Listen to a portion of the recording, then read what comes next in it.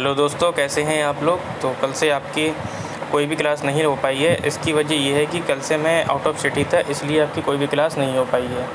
तो आज से आपकी सारी क्लासेस लगना फिर से शुरू हो जाएंगी। और क्लासेस आपको कैसे लग रही हैं कमेंट सेक्शन में ज़रूर बताया करें। और पीडीएफ को प्राप्त करने के लिए आप हमारे टेलीग्राम चैनल से भी जुड़ सकते हैं, जिसका लिंक मैंने डिस्क्रिप्शन में दे दिया है। तो बिना देर किए हम क्लास को शुरू करते हैं। तो क्वेश्चन नंबर 1 क्या कहता है।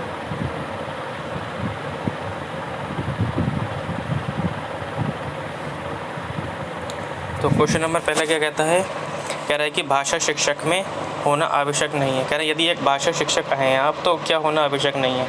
कह रहे हैं व्याकरण का ज्ञान होना आवश्यक नहीं है, सुंदर लेख होना आवश्यक नहीं है, विषय और मूल्यांकन विधियों का ज्ञान होना ज़रूरी नहीं है, या रसायनों का ज्ञान होना ज़रूरी नहीं है। यहाँ पर क्वेश्चन अगर होता कि भाषा शिक्षक में क्या होना आवश्यक है तो हम ऑप्शन नंबर सी लेते हैं। क्यों? क्योंकि जिस भाषा का हो या गणित का बोले तो सबसे पहले तो उसको अपने विषय का ज्ञान होना ज़रूरी है ना। उसके बाद सारी चीज़ें आती हैं। तो जब इस टाइप का क्वेश्चन बने कि भाषा शिक्षक होने के लिए आपका क्या होना ज़रूरी है, तो ये ऑप्शन को ढूंढें कि वो अपने विषय में क्या होना चाहिए, एकदम उसका कॉन्सेप्ट क्लियर होना चाहिए, जिससे कि वो बच्चों को भी सिखा सके। बाकी चीज़ें बाद में देखी जाएंगी, ठीक है। लेकिन यहाँ पर पूछा है उसने कि भाषा शिक्षक में होना आवश्यक नहीं है। पहले हमें ये देखना है। देखो कौन सा आवश्यक नहीं है। व्याकरण का ज्ञान होना आवश्यक है, सुंदर लेख होना यह भी आवश्यक है, विषय और मूल्यांकन की विधियों का ज्ञान होना यह भी आवश्यक है। लेकिन भाषा शिक्षण का टीचर है तो उसके लिए रसायन का ज्ञान होना ज़रूरी नहीं है, ठीक है। तो ऑप्शन नंबर हो जाएगा आपका डी हो जाएगा, ठीक है। क्वेश्चन नंबर 2 की ओर चलते हैं। क्वेश्चन नंबर 2 कहता है कि गद्य शिक्षण में काठिन्य यानी कि कठिन निवारण किया जा सकता है, कठिन चीज़ों का निवारण किया जा सकता है। यदि कोई बच्चा है आपकी क्लास का और वो तो कह रहा है कि बच्चों की कठिनाइयों का निवारण आप टीचर होने के नाते कैसे करेंगे। कह रहे हैं चित्र दिखाकर करेंगे, वस्तु को प्रत्यक्ष दिखाकर करेंगे, मॉडल दिखाकर करेंगे, या उपयुक्त तो सभी। तो देखो, चित्र दिखाना बच्चों को, इससे भी बच्चे जल्दी सीखते हैं और कठिन चीज़ों का निवारण हो जाता है, चित्र दिखाएगा, ठीक है। लेकिन ये केवल क्या है, श्रव्य सामग्री है, इससे भी सीखते हैं। वस्तु को प्रत्यक्ष दिखाएंगे तो ये तो और बेहतर है, यानी कि सजीव चित्र दिखाएंगे बाह्य जीवन से जोड़कर, ये भी बेहतर ऑप्शन है। मॉडल दिखाएंगे, ये भी बेहतर, यानी कि अब 3 तो निशान लगाएंगे नहीं हम। तो उत्तर क्या हो जाएगा हमारा, डी हो जाएगा, ऑप्शन नंबर डी, ठीक है। क्वेश्चन नंबर 3 की ओर चलते हैं।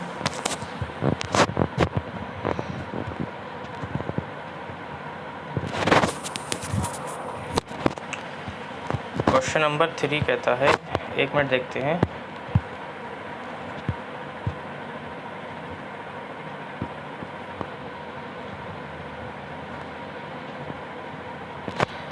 क्वेश्चन नंबर 3 कहता है कि प्राथमिक स्तर पर कविता शिक्षण उपयोगी नहीं है। प्राथमिक स्तर पर कविता शिक्षण उपयोगी नहीं होगा यदि क्या, आगे पूछ रहा है, जैसे कह रहा है जिसे छात्र सरलता से समझ सकें, जो कविताएं छात्रों की सृजनशीलता को बढ़ाने वाली हों, जो कविताएं अंतर्राष्ट्रीय वादों से संबंधित हो, और जिसमें नीति, हास्य हो, वीरता हो, देशभक्ति हो जैसी भावनाएं निहित हो। तो कह रहा है कौन सा उपयोगी नहीं है। देखो, कह रहा है जिसे छात्र सरलता से समझ सकें। बिल्कुल, कविता अच्छी ऐसी होना चाहिए जो सरल हो, बच्चे के समझ में आए। ऐसी होना चाहिए जिससे मैंने इस टाइप का क्वेश्चन मैंने कल भी लिया था।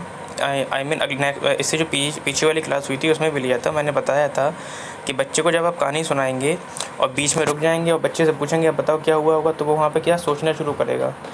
जब वो सोचना शुरू करेगा तो क्या होगा, उससे उसकी कल्पना शक्ति का विकास होगा और सृजनशीलता का विकास होगा। तो ऑप्शन नंबर बी भी यही कह रहा है, जो कविताएं छात्रों की सृजनशीलता या कल्पनाशीलता, वो कल्पनाशील को बढ़ाने को वाली हो। तो ऑप्शन नंबर बी भी ठीक है आपका, है ना। और जो कविताएं अंतर्राष्ट्रीय वादों, देखो प्राथमिक स्तर का बच्चा है और अंतर्राष्ट्रीय जो वाद विवाद हो रहे हैं उससे उसका कोई लेना देना नहीं है। तो ऑप्शन नंबर बी सी गलत हो जाएगा। और कह रहा है जिनमें नीति, हास्य हो, वीरता हो, देशभक्ति जैसी भावनाएं निहित हों, तो ये तो ठीक है, ये भी ठीक है, ये भी ठीक है। तो ऑप्शन क्या हो जाएगा, सी हो जाएगा। क्या हो जाएगा ऑप्शन हो जाएगा सी, ठीक है। आगे बढ़ते हैं क्वेश्चन नंबर 4 की ओर। है भाषा सिखाने का सही क्रम कौन सा है। मैं पहले ही बता चुका हूँ इसकी एक ट्रिक क्या है, फिर से देख लेते हैं।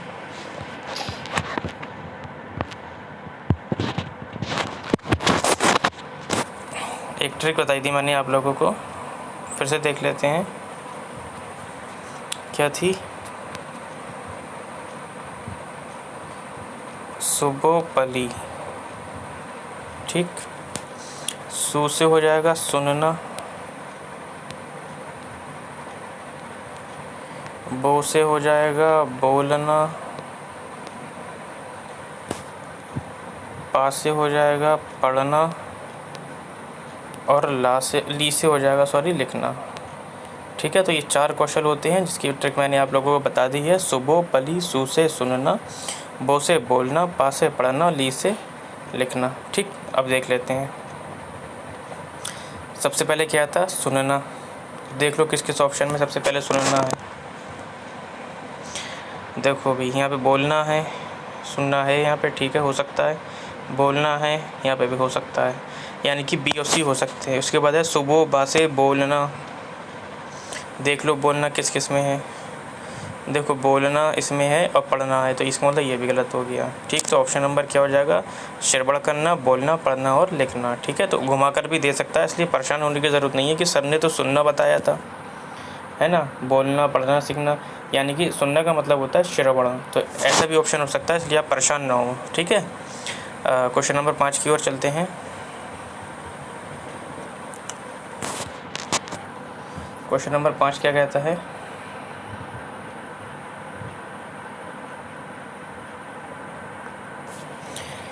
क्वेश्चन नंबर 5 कहता है कि 8वीं कक्षा के बच्चों के भाषा आकलन के लिए आप किसे सबसे कम महत्वपूर्ण, यानी कि नहीं वाला उत्तर पूछ रहा है, कम महत्वपूर्ण मानते हैं।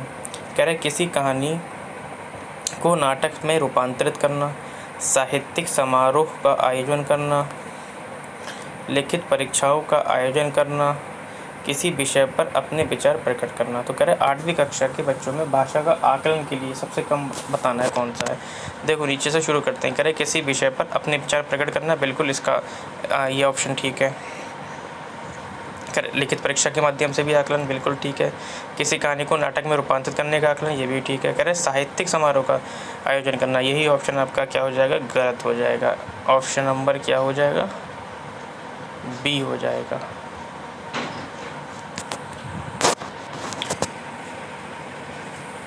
क्वेश्चन नंबर 6 की ओर बढ़ते हैं।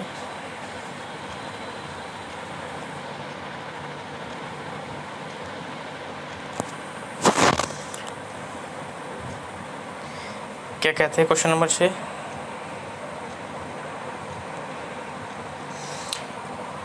कह रहे रूपा बड़े समूह के सामने अपनी बात कहते समय अटकती है, एक शिक्षक के रूप में आप कैसे सहायता करेंगे। कह रहे यदि आप एक शिक्षक हैं और आपकी कक्षा में एक बच्चा है जो अकेले में तो बिल्कुल नहीं अटकता है, बहुत परफेक्ट बोलता है, ठीक है, लेकिन क्या होता है ग्रुप के सामने वो क्या होता है, हिचकिचाने लगता है, अटकने लगता है। तो कह रहा है कि एक शिक्षक होने के नाते आप क्या करेंगे। तो ऑप्शन देखते हैं। कह रहा है प्रारंभ में छोटे छोटे समूह में बात करने के भरपूर अवसर देंगे। कह रहे हैं कि उसे बार बार समझाएंगे कि बड़े समूह में किस तरह बोला जाता है। कह रहे हैं उसमें बलपूर्वक आत्मविश्वास उत्पन्न करेंगे। कह रहे हैं उसे हमेशा बड़े समूह के सामने बोलने के लिए कहेंगे। तो नीचे से शुरू करते हैं बेटा। ऑप्शन कह रहा है उसे हमेशा बड़े समूह के सामने के लिए बोलने, हमेशा, केवल, सिर्फ, बताया था ना नेगेटिव ऑप्शन है। कह रहे मतलब आप हमेशा बड़े समूह के सामने बोलने के लिए कहेंगे, मतलब कुछ उसकी सहायता नहीं करेंगे, सिर्फ कह देंगे खड़े हो जाओ बस। तो हमेशा वैसी भी ऑप्शन गलत है सीटेट के हिसाब से, ठीक है। उसमें बलपूर्वक आत्मविश्वास उत्पन्न करेंगे, भाई ये तो ठीक है, लेकिन बलपूर्वक कह रहा है, यानी कि डंडा, पनिशमेंट और एनसीएफ ये सब मना करता है, इसलिए ऑप्शन नंबर बी, सी भी गलत हो जाएगा। उसे बार बार समझाएंगे कि बड़े समूह में किस तरह बोला जाता है। सिर्फ समझाने से काम नहीं चलेगा कि आपने समझा दिया, नहीं, ये भी गलत हो जाएगा। कह रहा है कि प्रारंभ में छोटे छोटे समूह में, बिल्कुल पहले क्या करा जाएगा, डायरेक्ट हमें स्टेज पे खड़ा नहीं कर दिया जाएगा। पहले क्या होगा, पहले अकेले बोलना सिखाया जाएगा, फिर कभी दो लोग बढ़ा दिए, कभी 4 लोग बढ़ा दिए, कभी 6 कर दिए, फिर कम कर दिए, फिर बढ़ा दिए। इस तरीके से क्या होगा, बच्चा घबराएगा नहीं और फिर क्या होगा, एक वक्त ऐसा आएगा कि वो बड़े बड़े ग्रुप में बोलना शुरू कर देगा। तो ठीक है, तो ऑप्शन क्या हो जाएगा आपका, ए हो जाएगा। प्रारंभ में क्या करना है, छोटे छोटे समूह में बात करने के भरपूर अवसर देंगे उसे। ठीक है, तो ऑप्शन क्या हो जाएगा आपका, ए हो जाएगा। ठीक है, क्वेश्चन नंबर 7 की ओर चलते हैं। सॉरी 7 था, 8 देखते हैं। 6 के बाद डायरेक्ट 8 आ गया, सॉरी टाइपिंग मिस्टेक है, कोई दिक्कत नहीं है।